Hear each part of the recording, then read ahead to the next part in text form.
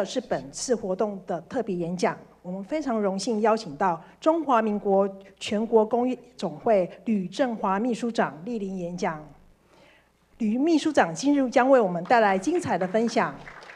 主题为探讨数位健康产业的最新趋势与全球市场发展的机会。让我们以最热烈的掌声再一次欢迎吕秘书长。好，这个我们联盟的盟主了哈，有专兄哈，还有在座各位贵宾哈。那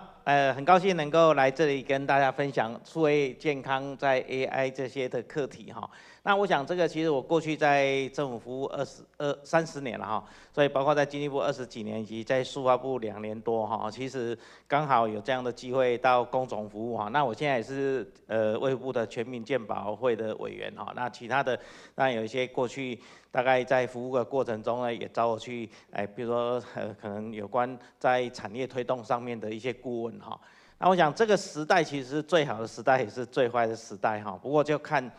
你的对事情的一些看法。你知道我硕士读的是电机研究所哈，所以我去做机体光学哈，所以光照的制程我是很熟悉。可是5年前的时候呢，疫情来了哈，那个经济部长就说你工业局局长，所以你去做口罩哈，所以我是从光罩做到口罩的工程师啦哈。那光罩跟口罩当然差很多，可是它背后都是要 engineer， 都要人机料法哈。所以其实就像有专兄这样子，其实面对课题，然后把它做产学，然后能够对这个产业了若指掌啊，或者他带领的团队，这个要去面对问题，去解决问题，就会变成智慧的时代、信仰的时代，变成光明的季节。那我们可以看到，产业会面临说，我们现在要做什么？要做数位转型，我们要做近邻转型。那当然就会遇到说，那你有外部因素，有内部因素。我想这个大概双转型是很重要的。那我的娘家经济部呢，就会觉得说这个双转型我要怎么做？我要这个提升效率啊，提升营运模式。那近邻呢，要对这个低碳的商品啊等等。那这个大概这一阵子都是国家很重要的课题。可是呢，其实背后生技医药是台湾其实很重要的一个产业。那这个在10几年前的时候呢，那时候这个蔡英文前总统那时候其实就参与帮忙把生技新药条例去做一些奖励。那到2021年底呢，因为他这种租税大概就是会有落日哈，所以我在当工业局局长的时候呢，让他延到2022这个21、22、10年，所以要31年，好，所以延长10年。那里面把再生医疗、精准医疗、数位医疗都放上去，好，所以这样的课题其实对产业是鼓励它有2种方式，一种是政府可以编钱、编预算去研发投资，这是一种；另外一种呢是用减法的方式，怎么样？它投资在这上面可以去做抵税，好，所以大概生医条例是用租税的工具，还有赋予政府是可以来支持这样的预算。那我们讲施正荣先生，其实在宏基大家很有名哈。刚刚执行长也讲了以终为始啊，但是他以终为始之外，他觉得他在 ICT 的投入之后，这几年其实他觉得应该要把医疗这一块把它加上来。那加上来之后呢，我们可以看到，其实不止他，其实很多做学校里头，好像这个洪一平洪教授，这个我也很熟。他做什么呢？他把它变成是一个3D 的立体图像，变成元宇宙的手术模拟的平台。那这些呢，其实有些在解释。做医生在做这样实习，刚刚有段师兄跟我说，台北医学大学真的还有一个实际的模拟的情境，这个其实都是一样，有实体有虚拟的，好，那这个当然 digital twin 啊等等，包括胰脏癌的辅助侦测系统，这个各个老师有不同的一个投入，可是他要做到 FDA。突破性医材啊，这个其实有算是不简单的。好，那我们等一下当然也有，包括像这个长嘉智能，你会讲它 AI 的部分，因为那陈敏峰院长以前大概他也是宜兰人，好，所以基本上跟我很熟。好，那我在素产署的时候，陈敏峰院长的这个长嘉智能也获得了素产署的 ADI 15的颁奖，所以去年的暑假的时候，我们也找了这个部长来做颁奖哈。那但是其实像做大图运算来去加速 AI 的活动，或者是做医疗筛检工具，啊，因为在座都是这个医学的领域，哈，我就不这个班门弄斧。不过我们可以看到，做病理影像，做 AI 的分析，去标注，然后去做缩短诊断的时间，让这个医师可以更加的精准去判断他的病灶。这个其实我们在目前台湾的产业其实投入了很多。连公营院也都把糖尿病的眼底病变 AI 辅助诊断系统做一些开发出来，但开发出来还要能够技转，还要能够有商业模式。所以呢，疫情让远距医疗越来越多，可是我们的法规有没有办法跟上？我们医疗的数位体验、挂号、看诊啊，这些有没有办法能够投入更多的一个数位的工具？那你知道？这个电子签章法，电子签章法在20几年，经济部商业司就已经定这样电子签章法。可是有19个中央部会，有20个地方政府把它做什么排除？因为20几年前手机没有，然后呢，现在的手机它其实已经可以包括你的脸部识别或是指纹识别，所以呢，在我们成立数位发展部之后呢，我刚好接任署长的工作，那时候是唐凤担任部长，我们就开始修电子签章法。那电子签章法应用到医疗的部分啊，当然你要跟纸本是一样，可是它会节省掉很多电子病历。那台大医院的这个病历室主任哈，因为他这个在我们修电子签章法的时候，也跟我们做讨论。他说台大医院的院长就跟他讲，这个所有的科室都要 space。都要增加它的空间，只有病历室是可以减少它的空间。那其实这个就是数位化。未来我们其实，在智慧的医院可以改善医疗的品质，可以强化防疫，可以改善人力负担，可以提升营运效率。而且这样电子病历的部分呢，其实今年的3月，卫福部也所谓的台湾医疗资讯标准大平台，它把资料上云之后，20家这个医学中心的病例去做整合，那资料、规则、应用程式去做统一哈，我想这个也是在电子病历。那我刚刚讲那个台大医院的病历室主任，就是在这个从那边数过来第3位，最右手边那是我们那个伟创的一家子公司哈，做这个 Michael 夏哈是夏总经理哈，他是做伟签做 SI 的。那这个往前看 ，PICS、RIS、PICS、LIS 还有 HIS， 整个在这样的数位的环境底下，其实往前走。我们还遇到了流程自动化的 AI， 遇到了预测分析的 AI， 遇到对话式的 AI， 遇到边缘 AI， 甚至机器视觉，还有现在的生成式 AI。我们可以看到这样的一个图里面，大概90%哈是资工的人在玩的。为什么？因为他从基础模型开始，要做什么？要做开发工具，要做平台应用。基础模型里头还分2种。就是有闭源模型，有开源模型。那你知道 OpenAI 是闭源的，那开源的呢？就像这个 Flamingo 啊，或 Llama 好，或是台湾的称为台德啊。那后来在今年的农历过年的时候 ，DeepSeek 跑出来了。DeepSeek 跑出来，它是开源的，而且它用的方式是做什么？做蒸馏的方式。你看 distillation 蒸馏的字好像不太好懂，可是我们读过国中、高中就知道。蒸馏的化学就是你有一个这个液体这样，然后用苯生灯或酒精灯，然后把现有的去做不同，因为挥发这个沸点不同嘛，所以叫蒸馏。所以你就知道是用现有的去做处理，所以它算力就不用那么多。没关系，这些都还是不管是软体，不管是硬体，都是资工的人在想，它是要用瀑布式的开发，或者是敏捷式的开发，用不同的模型，用向量资料库，让你可以 prompt 生文字 ，prompt 生声音 ，prompt 生图片 ，prompt 生影音。可是其实这些的背后，大家看的是另外10%的，这是什么？生成式 AI。但生成式 AI 用到哪里？用到行销、零售、金融、医疗、制造啊。今天因为是医疗的主场，所以我们传统式的 AI 用到医疗，生成式的 AI 什么时候进了医疗？这个很难。但是如果2、3个礼拜前，你们开始这里在同学的脸书上面就可以看到，今天我们跟 Mark 合照，然后就变成一个吉普力风，好，可以变成宫崎骏的漫画，好啊，这个跟你的家人、跟你的朋友，你就很高兴，很高兴。可是有没有赚钱？好像还不知道赚到哪里可以赚钱，但是赚到一个爽字，好，应该变成这个模拟喏宅急便的样子，然后呢，变成是你可以跟朋友之间分享。可是这个 business model 要能够到生活当中，要能够到你的 domain knowledge。那另外一个 domain knowledge， 这个很传统的做断代的。那因为我当过工业局局长，你知道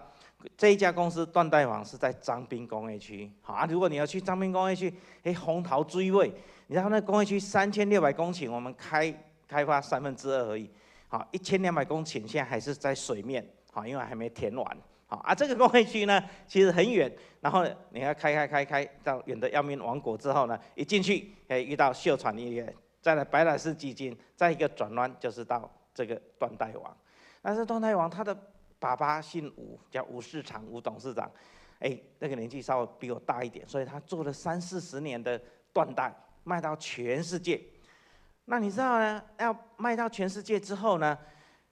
他累积了很多的 domain knowledge。这些 domain knowledge 呢，包括断代的花色要跟女士的 fashion 流行元素要能结合。好，我们等一下这个陈嘉恒陈处长上来就知道，他身上是 fashion 的元素。可是他送礼物给朋友的时候，这个礼物的缎带要怎么样？礼物的缎带呢，要跟他的衣服要能够搭配啊，不能提着一个这个我们圣诞节就只有圣诞树、圣诞老公公而已。但是呢，它的流行元素有时候是深紫色系的，有时候是淡色系的，都不同。这时候 ChatGPT 可以帮他做什么事情？帮他做图片、做编辑修改、做缎带初稿。因为他的女儿回来跟他讲：“爸爸，我们现在在 ChatGPT 3.5的时候，他就跟他说，这个可以来协作，可以省下60%到70%的功夫。那你省下来的时间就可以做什么？投注在你更专业上面去做啊。其实他做图是最难的，之后你要翻成西班牙语、翻成德语，甚至翻成葡萄牙语、日语、韩语。” ChatGPT 都不是问题，做文案的产品上架叙述也不是问题，做这个你要去做网页啊、卖的信件往来，在 ChatGPT 来的时候，其实这样的应用，大概每个人都在想，我是用 GPT-4o 或是 Midjourney 或 Suno 或 Sora， 甚至 Gemini 已经到2.5 Pro， 那这个怎么样让你赚到钱，让你赚到可以在 business 上面？就跟有专大哥一样，他其实在学术的专业之外，找到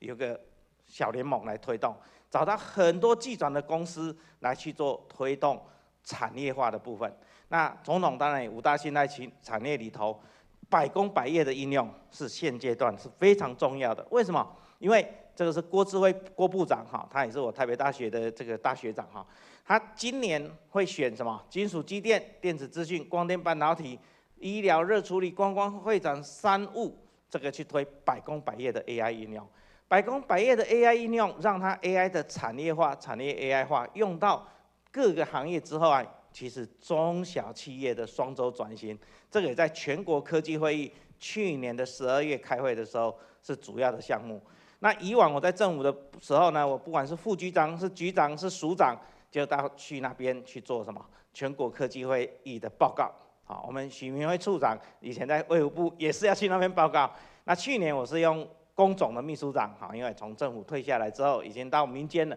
其实这样往前去推的时候，我们可以看到这一张图，就已经不是过去的工业4.0，从自动化效率的提升，把它变成工厂之外。接下来，数据管理才是重要。软体的数据管理，这也是为什么这个其实北医是开一个先例，有一个叫数据处。那数据处 Office 这个 data 哈，这个是很不简单。为什么？因为能够用到数据，欧盟在 OECD 的归类当中，这叫数位经济的发展。它其实自动化、效率化，这个大家数位转型讲了10年，讲了20年，讲了30年，可是数据的应用也是讲了10年，讲了20年，讲了30年。但是为什么现在特别重要？因为以前有数据，有 algorithm 演算法，有离散数学，可是缺了一个叫做什么算力，叫做 computing power。好，这个算力不是我们云林种蒜头那个算力，好，因为有个很多演讲说缺算力就买一堆蒜头放桌上就是有算力哈。但是这个 computing power 是因为我们台湾的台积电做出7奈米、5奈米、3奈米、2奈米的晶片，除了进了你手机之外，进了 server， 进了 NVIDIA 的设备，可以让你把这些资料变成算图的、算语音的、算文件的，可以做收纳，可以做输入，这些其实背后都是算力的推动。推动完之后，到智慧城市里头的医疗、智慧里头的食衣住行娱乐，以及远距教学或者是 AI 视觉，这个上面背后都是软体。那软体呢？台湾现在有 AI 行动计划2.0，这个在行政院的层级是跨部会的。那当然，因为里头产业占很大的元素，所以数位发展部连 AI 基本法现在都移到数位发展部来去做主导。那科专的部分，当然就希望说人才的培养、技术的深耕、产业发展，那 AI 还多一个验测凭证来去做推动。那我想长佳智能等一下会分享，这个就是我们在去年我们颁奖的时候 ADI 15几乎都是所谓的 AI 的厂商。那 ADI 是因为数位产业署叫 Administration for Digital Industries， 所以做软体的这个署叫数位产业署。我大概在那边做2年哈，每年我是跟我的同仁说，我们评出来，1年评个15家，10年就有150家。那当然，从创新到新创还能活得下来，可能只剩下2成，剩下不到3成。可是没关系，我们150家就只有2成的话，我也有30家，所以往前去推，这个就会变成台湾的生态系，台湾的独角兽。那 Computex 今年5月19，大概黄仁勋回来 keynote speaker， 这是他去年在台湾的演讲。你可以看到这样的生态系的背后，这些的生态系，这个不一定要到人形机器人，可是他把机器手臂加上什么？加上视觉。加上视觉之后，加上 AI 分析，这一家叫做达敏的机器人。好，因为我们在主改之后有一个叫做 AI 领航计划，就到我数位产业署，所以我实际到这一家去看，它其实机器人加上动作之外，因为它有 AI 去做分析影像，所以在国际的竞争力是提升的非常高。那这样的 model 下来，就会变成台湾的 AI 生态系。AI 生态系是什么？你看中间这个是原来做软体的这些公司，软体的公司有包括金城，金城是30-40年前股票上万点的时候，那时候叫金业，就做股票机的。然后呢，鼎新、神通、瑞阳是做电子公文的，金资讯、大四科，甚至明基集团的叫 Meta Edge 麦达特，知福本身也往数据去走，底下的这电子五哥，你看。伟创有伟谦科技、伟创软体，宏基有 AEB 有安基做治安，ASUS 都做到，ASUS Cloud。我还有这个5分钟哈，好，我再加速一下哈。好，那中间的这些软体，这个才是软体的新创。当你医疗加上 ICT， 你就变成医疗的，刚刚讲长佳智能。如果你加上 VPON， 就是光加上 ICT 做什么？它把日本政府在推 Cool Japan，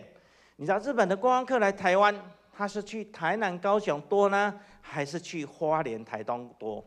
因为要有数据去分析，这个数据分析，他用 Google 的人流分析，他知道说这些观光客喜欢去哪边，回馈给日本政府，让他在定政策的时候是based on数据。所以连卖面包也可以用 AI 啊，他怎么用 AI？这一家老板叫一枝轩，好，一枝轩老板也是我台北大学学长，他就说，你局长你来我这边，我是不是可以跟你讲一下？这个他训练了200多种面包，200多种面包，因为菠萝面包、红豆面包，本来就不一样啊，他自己做出来的做模啊不赶快，所以呢，他其实在做这个 AI 的 training 是很简单的。所以每一次结账，它可以省18秒，谢谢。那这个呢，其实对他来讲，其实本质上面就透过数位的工具改善他的流程，而且 AI 也可以选苹果，那 AI 呢也可以选木瓜。你知道木瓜有1勾黄、2勾黄、3勾黄、4勾黄全熟，这个其实我同事跟我讲，我就跟他说，啊，这个很简单啊，这个我乡下长大，木瓜丢在那边自己长出来，黄不黄可不可以吃，看就知道。他就跟你说，你这老灰啊，哈，弄用经验也是没有错，但是今天有时候人会老，而且人会累，而且有时候今天判断领域啊大约啦，但是如果你是数据去判断，是可以很精准的往前。所以这就是台湾厉害的地方，我们从广度，我们从深度，我们从高度，我们去推这生产制程当中加入 IoT， 你可以整场整线，你也可以其中某一个 AOI 加上 AI， 那这样去推的时候，往前其实每一个人因为我工作了30年哈，所以从大学研究所毕业第一个10年，因为娶妻生子，所以都每天要开始想付房贷啊，什么车贷啊一堆，可是你心中还是有你想要的梦想，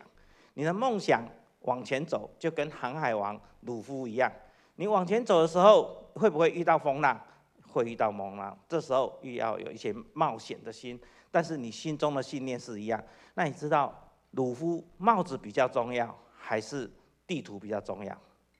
帽子比较重要，你们这个都没有看卡通影片。帽子比较重要的原因是因为他有伙伴啊，别人会帮他拿地图啊，所以中间一起的伙伴也很重要。那这为什么小联盟也需要这么多的伙伴？有一个有专大哥，有一个执行长一起往前，因为你有梦想，你有信念，你中间一路往前冒险。冒险的过程中，我现在在工总，工总是由160个工会所组成，有包括钢铁工会，包括石化工会，还有我们小时候吃的叫77乳加巧克力，有没有？那叫糖果饼干面条工会，啊，那叫糖饼面工会，大概有200多家的厂商。那营造有营造工会，有甲级以及丙级，好起厝的，起厝起桥的，大概有1万多家。所以有大工会，有小工会，啊，这个加起来呢，大概12兆的 GDP， 然后呢，350万的就业人口。那我想这样的推动呢，其实对产业，其实如果把数位化、数位的工具放进来，其实我们这些理监事，其实都是在行业里头具有非常非常好的经验，非常非常好的经验。我们每年会有白皮书，你看白皮书去年的部分，我们特别把产业 AI 化的基础，以及希望订定人工智慧基本法，不要太多监管，让它更多的弹性往前去做推动。今年的白皮书现在正在撰写，那我们也会持续这样的课题去往前建立。那我们白皮书写完之后，还会去总统府来觐见总统。那我想这个工总的创新服务关怀，如果能够跟北医的 Mark， 本医的有专大哥一起协作，我们每一个行业互相学习。那医疗加 ICT 的专业在北医，那产业制造的部分加上 ICT 在工总，一起把台湾的创新发展，除了硬体制造之外，我们加上软体，加上系统整合，加上我们今天等一下几家，包括元展，它就是硬体加软体的系统整合的这样的公司。我们其实台湾要往前，遇到关税，遇到各项的挑战，其实是很有希望来去克服这些挑战。在这个最好的时代，也是最坏的时代，还是要靠自己努力研发创新。祝福大家身体健康，万事如意！谢谢大家。谢谢吕秘书长精彩的分享。我们现在有请计划主持人李友专教授上台颁发感谢状。谢谢今天吕秘书长的精彩分享。